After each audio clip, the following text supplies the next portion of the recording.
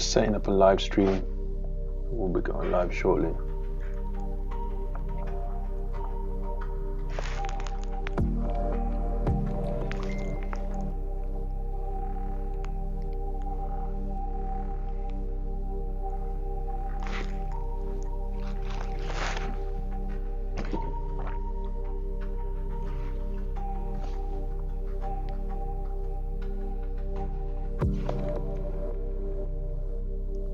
Just setting up a live stream. We'll be going live shortly.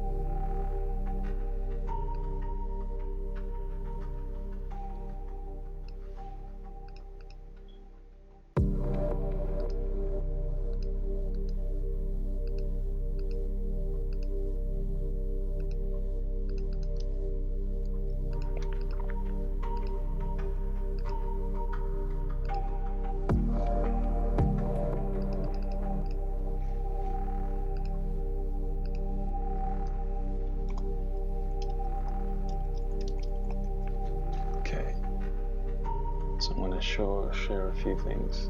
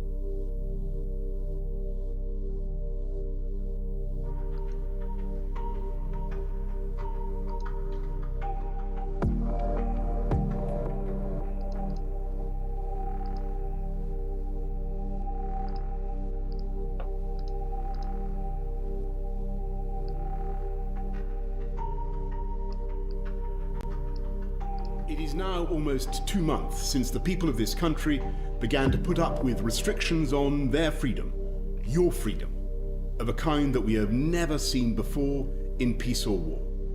And you have shown the good sense to support those rules overwhelmingly. You've put up with all the hardships of that program of social.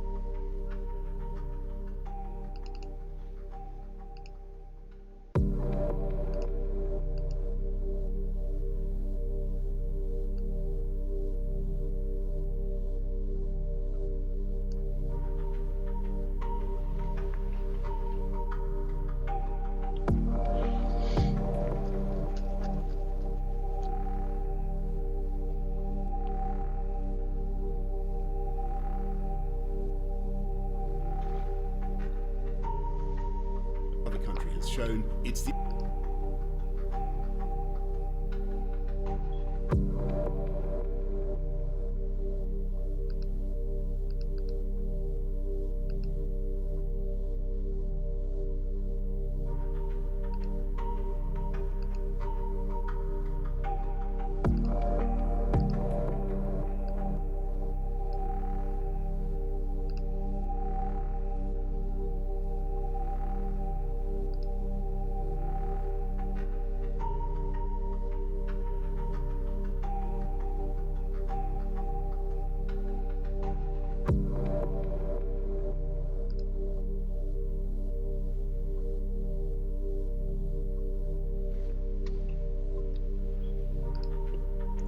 So guys, this is in Italy, in Rome. You can see in the live cam here on the screen. Very few people in this square. What time is it in Italy now? It's 11:15 in the UK, so it's morning. Looks like in Rome doesn't seem to be much different. We've been hearing the news about lockdown being eased in various places.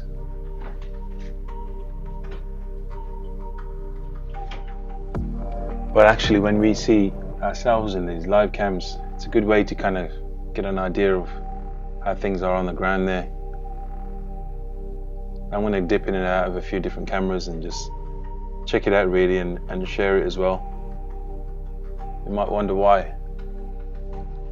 Well, why not, I say. And I tell you what, just seeing these live cams is quite interesting. I mean, I've recently discovered these live cam that I've got access to. I've got it set up through Kodi, if anyone uses Kodi. But it's actually an interesting way of accessing information that you want, you know, as opposed to the news when you just rely on what they want you to see. So I found it quite refreshing actually. And I'm going to jump around a little bit here, see where else we can go. Oh gosh, you can go to Kenya, man. Oh yes, let's check this out. Is it going to work? May not work. Some of these live cams don't work, but I'll do my best. Oh yes, look at that. That is, I don't know where it is. It's somewhere in Kenya. Look at that, guys. I mean, I know it's going to be hard to travel on that, yeah, but you don't need to travel. You can just go on the safari while sitting at home, yeah. That could be an interesting one, right? Some kind of VR content. Oh, look at that. Oh yes, we're moving in. We're zoomed in there. That was not me zooming in, by the way, but the webcam that's set up here in what looks like the wilderness in Kenya. Just zoomed in on some animals. Who needs to travel, man? You don't need to travel no more. You can just sit at home and control a web camera that jumps around the world and zoom in on wildlife like this. A new way to educate ourselves and broaden our minds.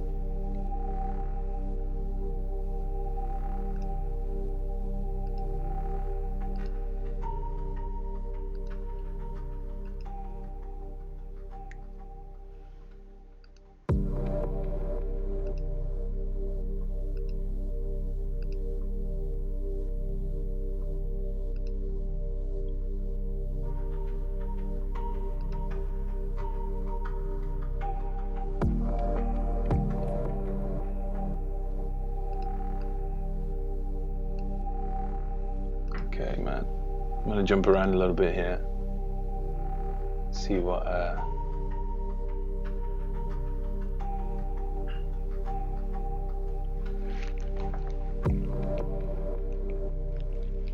let me see what I can do here. Oh, the camera's moving again. You guys see that? It zoomed out.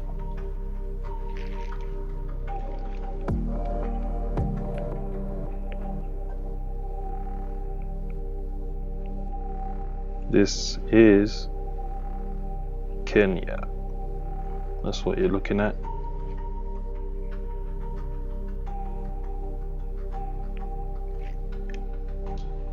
Let's see where else we can go here. I'm always intrigued to see what other live. There's new cameras that are added all the time. Oh, there's a beautiful location. Oh, hang on, let's check out New York, 42nd Street. Let me get you a clearer picture here. Hold on. There we go. Nope, that's not it. Here we are. New York, 42nd Street is what you're looking at right now.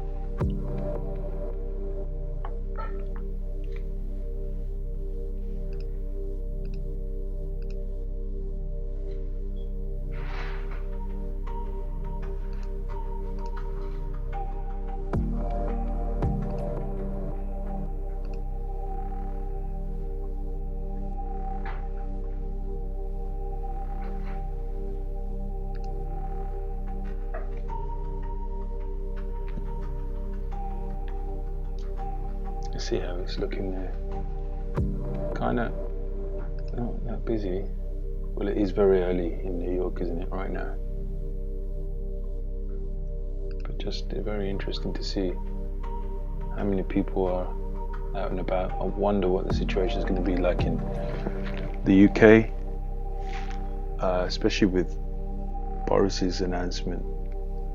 What impact that's going to have? Are people actually going to hit the streets now? I got a feeling people are going to go a bit crazy right now. So it's a bit worrying. It's like the reason I pulled up his footage earlier, and I'll bring it back in again from his speeches. It almost feels like something out of a scary movie when you have him talking nonsense. Leader of the country, all these contradictions, all this ambiguity, not really leaving us with much idea of where we're gonna go. Could go any way, really. You know, kind of crazy.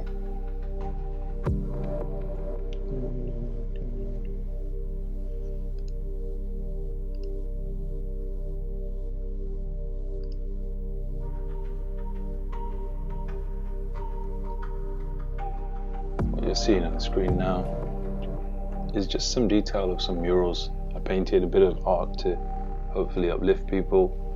Some murals from different places in the world I've painted over the years.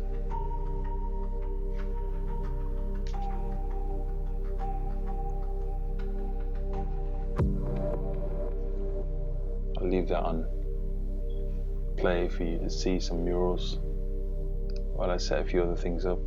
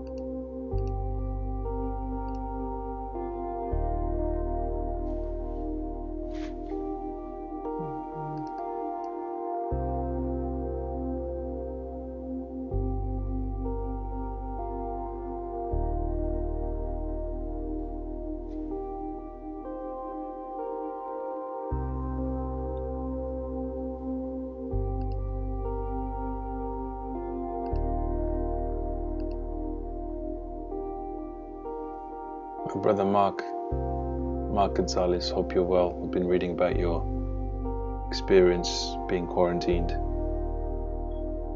Hope you and your family are well, but I tell you what, I'm just pleased that you are closer to being with your family and your loved ones.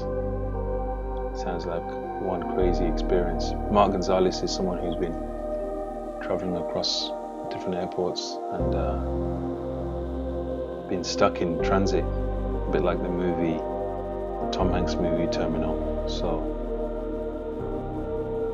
it's quite extraordinary really to hear what he's been through. I would hate for anyone to go through any experience like that. So glad to hear he's finally on his journey back to Tunisia from, I believe, from the US en route through Paris. I believe I've been following his social media updates on that.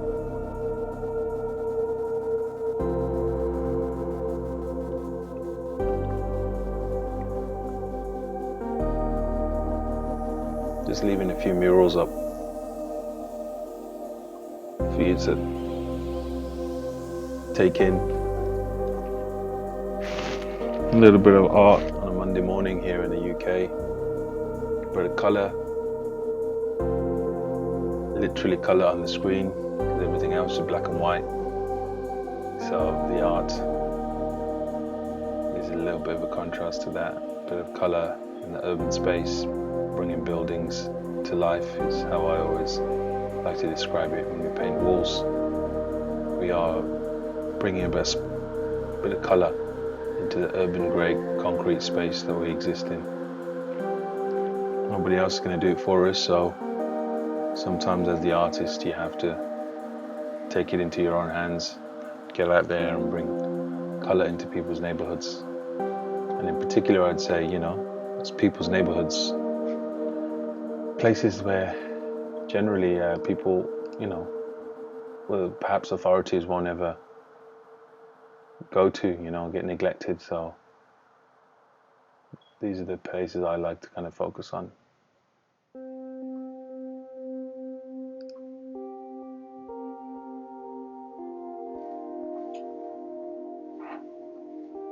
So some of the murals you're looking at are from London to Ireland, Melbourne. What else is that? Birmingham, of course, my home city, where I'm based, Exeter. I'm just kind of reading, and I see the images, I'm referencing the places that I remember these pieces were from. California, in Fremont, in the Bay Area. What else have we got here? Let's have a look. California again, at the University of California. Channel Islands University, that's it, which is part of the University of California. Yes. Bristol, the reflection on the water, that painting. I like that image. Someone sent that image to me of it being captured as a reflection. Birmingham, the painting reads, "Who controls the past controls the future," which I'm sure I don't have to tell you where that's from. I hope not. London, during the London Olympics, this painting was done. And if anyone knows where those three silhouetted images is from, you must know.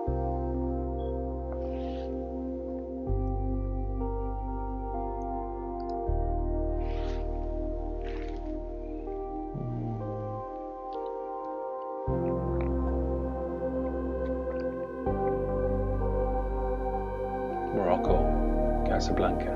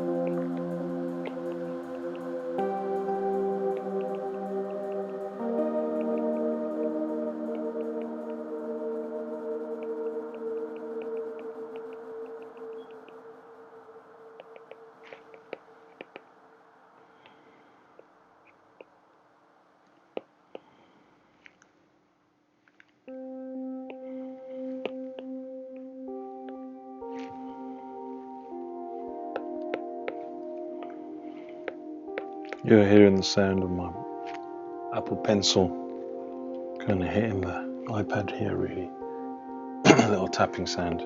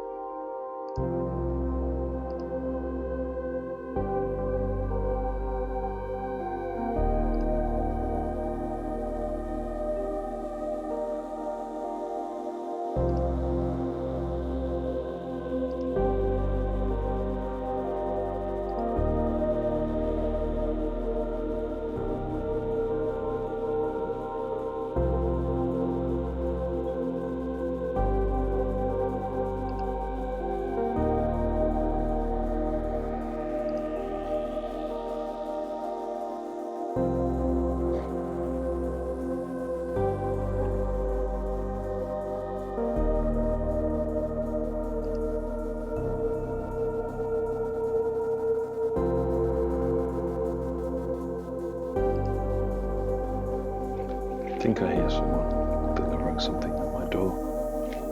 I get excited when a delivery man comes.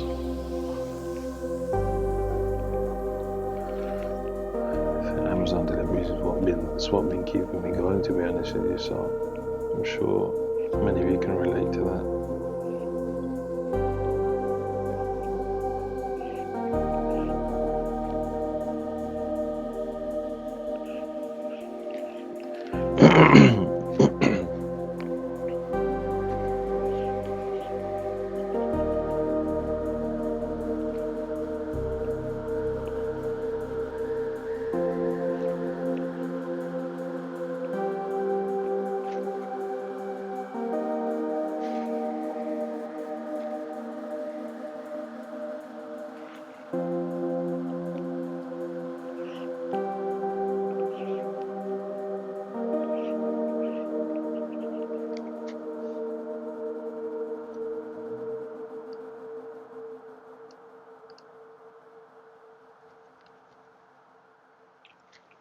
What you're seeing on the screen is me just experimenting on my iPad. Probably been seeing me doing this quite a lot recently.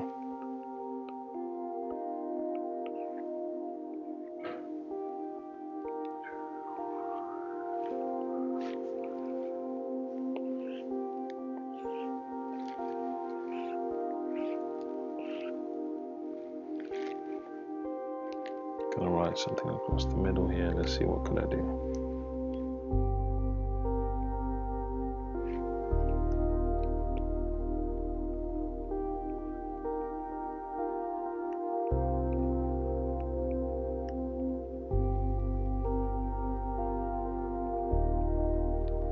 You know, it's very hard as a graffiti artist to not write in graffiti script, you know, that comes naturally sometimes. You're trying to write something and it comes out a little bit graffiti, which is that a good thing? I don't know, man. Some people will say it is, but I struggle to write. Let's try it. See, straight away there's probably, that's not how you spell lockdown. Here we go. That D's a bit graffiti, isn't it?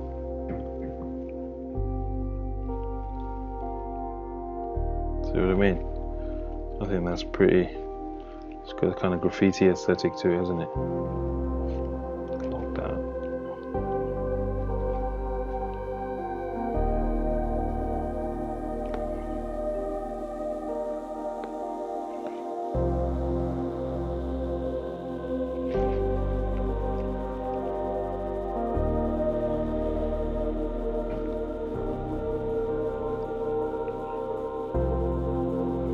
This makes it super graffiti, check this out.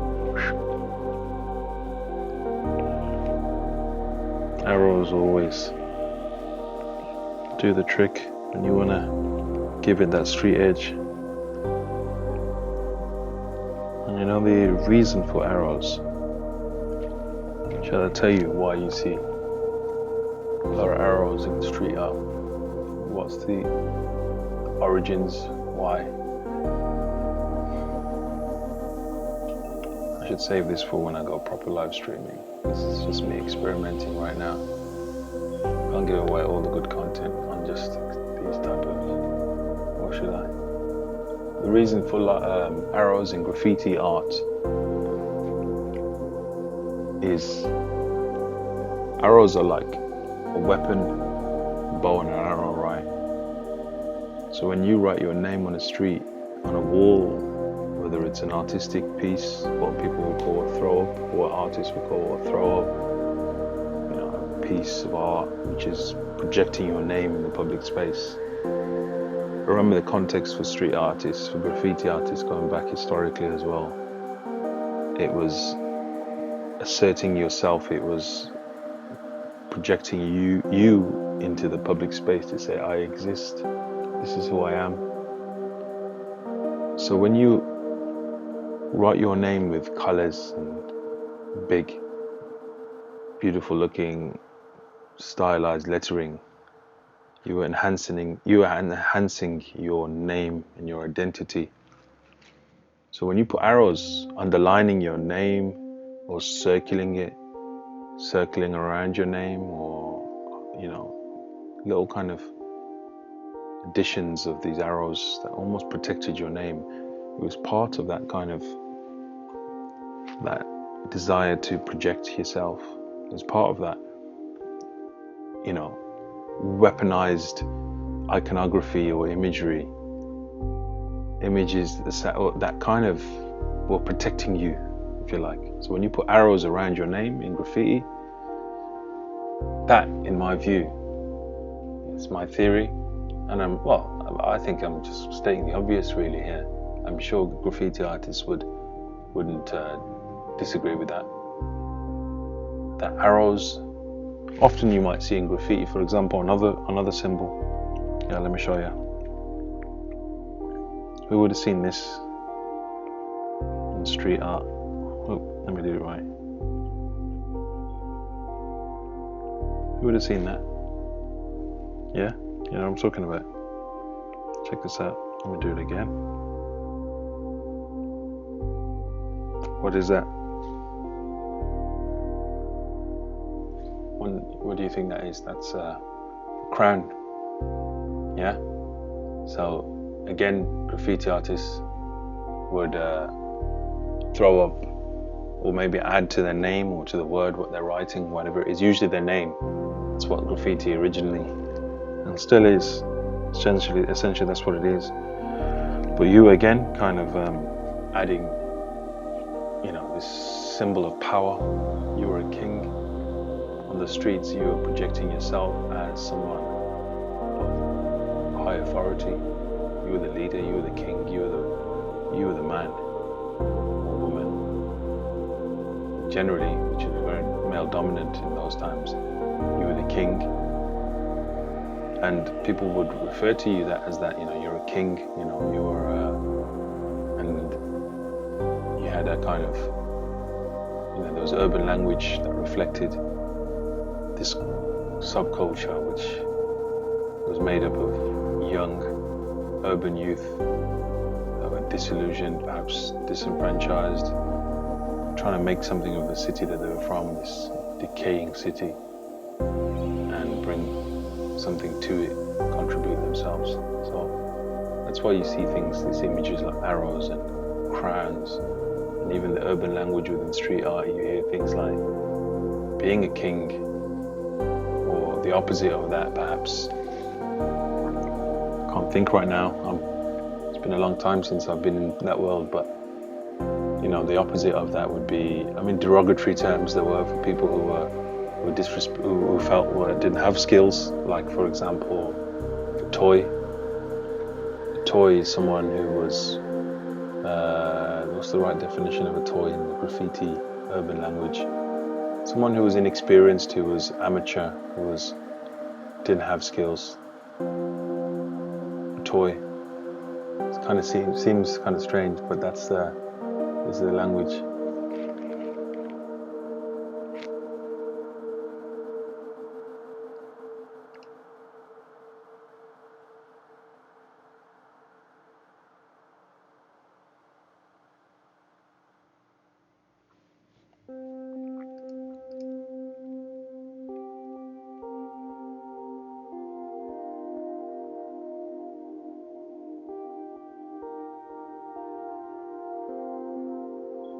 I'm keen to know what people's thoughts are on this format of live streaming, where I've got live webcams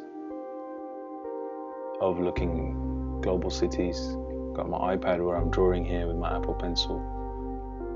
Got a slideshow of images here, and the multi-camera angles here. You see all these weird kind of zoomed in sections of different parts of my live stream space here that I'm in. What's the thinking behind that? Well, I don't know really. I just thought when we're kind of looking into each other's lives, quite literally, when we are watching someone at the end of a Zoom video call, we're kind of be just seeing, we're getting a rare insight into people's personal spaces. And there's something quite voyeuristic about that. There's something that people find intriguing when you're looking into someone's personal space. And we're looking at what's on the shelf behind them, what's on the table space here. You can probably see my table space here. I got my electronic keyboard here, got my MacBook there, you can see that, right? I've got a TV here, and I've got my iMac, and that's a Samsung TV. My iPad is here, right? What else can you see on my desktop? You're not really seeing a big view of my desktop. I could share it if I wanted to. Should I do that? Can I show you how quickly I can do that? I'm showing off a little bit here. Let me show you how quickly I can throw my screen to you guys. What am I doing here? Here we go. Let's check this out. From above. There we go. I'm about to show you the desktop that I'm on. Ready for this? There you go. Not the best camera, the one above here that you're looking down on. That's my desktop space. Isn't so glamorous really. It's just a big round table. You've got my TV, my iMac, my MacBook, my iPad here. What's behind my desk? Oh, there's another laptop over there behind my screens. No, that's a book. It's my diary where I write my thoughts. I kind of sometimes experiment there. Oh, it's gone silent now because I didn't set up the music to overrun this scene. So I'm going to jump back to, where shall I jump back to? Let's go back to this. Oh, Manpreet, how's it going, man? Hope you're well, man. This is me doing my solo live streams, man, just experimenting, getting the hang of things, man, before we relaunch Congregate. Coming very, very soon. We are launching, myself, Manpreet Darach, who's just joined on the comments. And me, Manpreet, James from Australia, Hodkinson, Cleveland Watkins as well. We have a small core team that deliver a brilliant show. Not as engaging as this. Well, this isn't very engaging, I know, at all, but This is me trying things out, testing things out, new ideas of formats, you know, the multi-camera thing. Shall I play you? I was just testing out how it feels playing out. Manpreet, check this out. Pause are not visible. Even when not visible, hang on. Check this out, right? So I'm going to bring back to you your favorite person in the entire world on the screen, because it's so, right now, current, yeah? So we're going to bring back in this Muppet.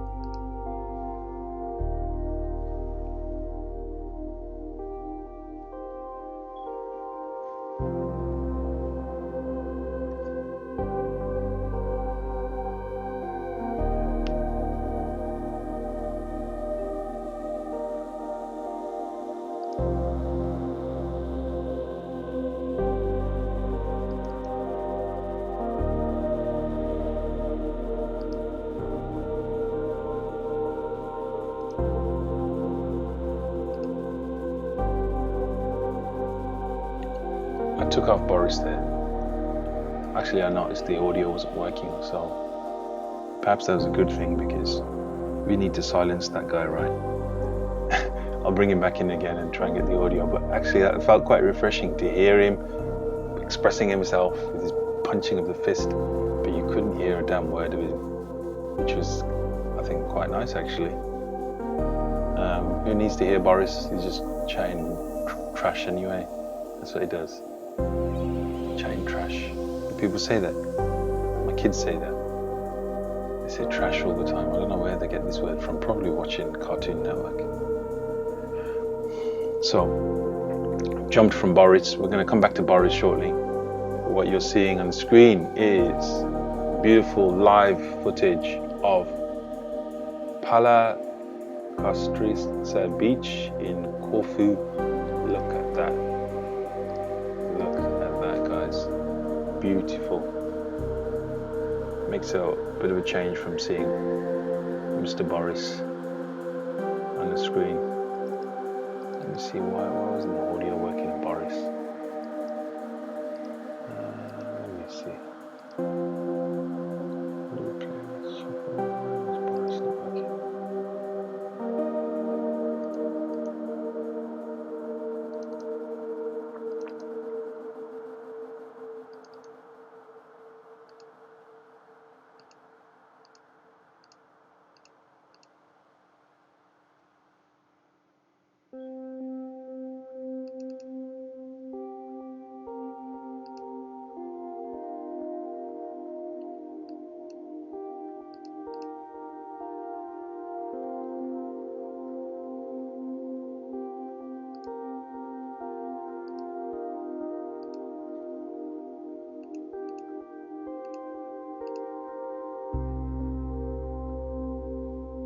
So,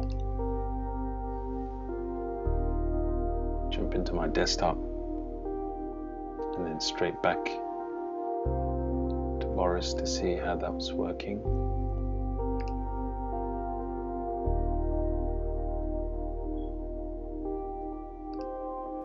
Your Now you freedom, should hear Boris. of a kind that we have never seen before in peace or war. And you have shown the good sense to support those rules overwhelmingly. You've put up with all the hardships of that program of social distancing because you understand that as things stand, and as the experience of every other country has shown, it's the only way to defeat the coronavirus, the most vicious threat this country has faced in my lifetime. And though the death toll has been tragic and the suffering immense, and though we grieve for all those we have lost, it is a fact that by adopting those measures we prevented this country from being engulfed by what could have been a catastrophe in which the reasonable worst-case scenario was 500,000 fatalities.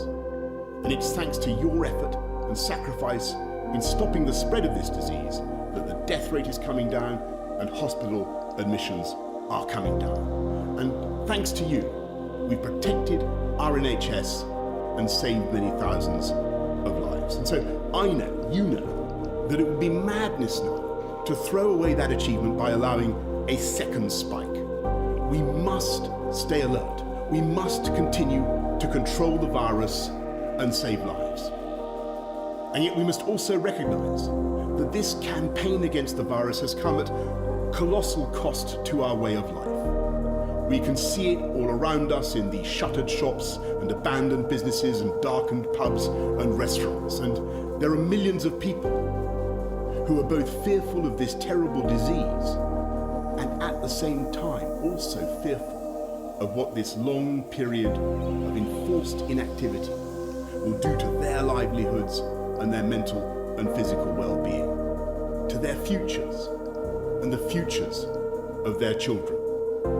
So I want to provide tonight for you. It is now almost 2 months since the people of this country began to put up with restrictions on their freedom, your freedom, of a kind that we have never seen before in peace or war. And you have shown the good sense to support those rules overwhelmingly. You've put up with all the hardships of that program of social distancing because you understand that as things stand, and as the experience of every other country has shown, it's the only way to defeat the coronavirus, the most vicious threat this country has faced in my lifetime. And though the death toll has been tragic and the suffering immense, and though we grieve for all those we have lost, it is a fact that by adopting those measures we prevented this country from being engulfed by what could have been a catastrophe in which the reasonable worst-case scenario was 500,000 fatalities. And it's thanks to your effort and sacrifice in stopping the spread of this disease that the death rate is coming down and hospital admissions are coming down. And thanks to you, we've protected our NHS and saved many thousands of lives. And so I know, you know, that it would be madness now to throw away that achievement by allowing a second spike. We must stay alert. We must continue to control the virus and save lives. And yet we must also recognize that this campaign against the virus has come at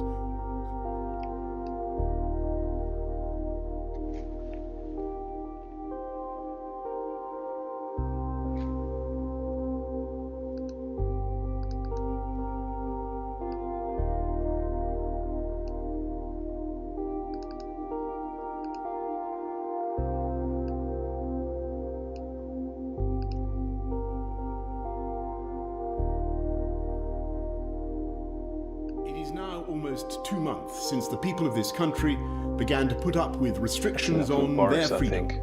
your freedom, of a kind. I think we had to give Boris a rest.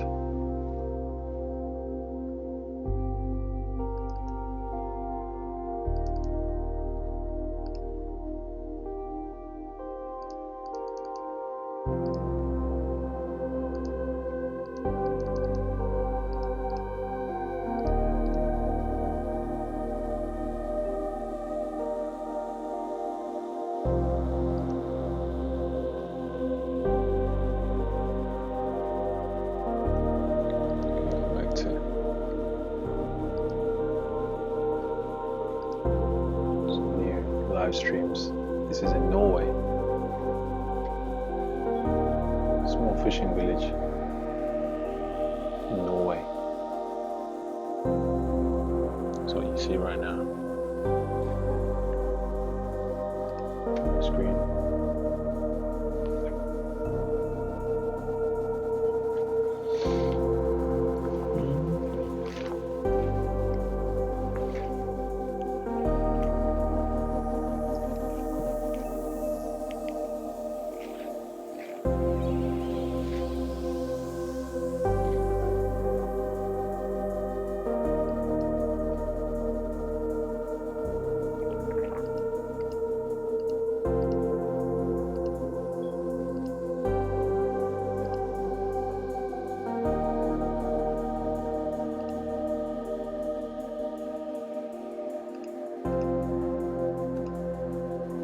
set something else up. Let's see what else we can go to.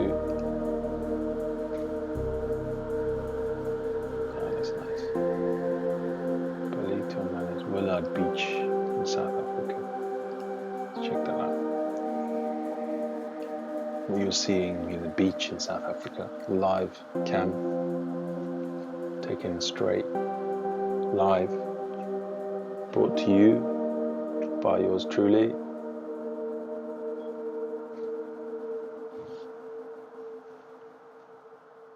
Not really, it's through Kodi. There's an app called Kodi that I use.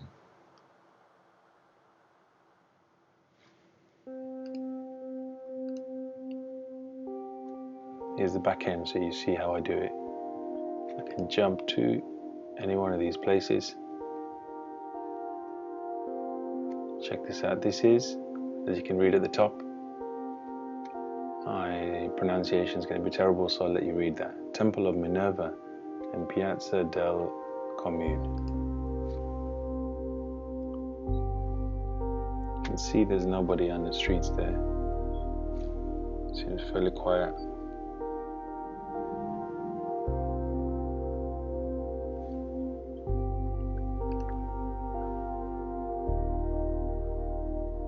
All of these places. Let's go to Madrid. Let's see what's happening in Madrid. It's not working now. You get a limited amount of places you can go to, and then it locks you out. So not the best. So when that happens, I'm gonna go back to boom. So on that note, I'm going to end this live stream. Tried out a few new ideas, including the little transition effect that you see every time I change a scene. It comes in the splash of paint and then it does this thing. I wanted to try that out and see how it looks. We are coming back soon with Congregate, which is a live, kind of much more choreographed live stream. And that will be coming less than a couple of weeks' time. Myself, Manpreet Durach, and a small team at Soul City Arts. Okay. Stay safe, guys. Thanks.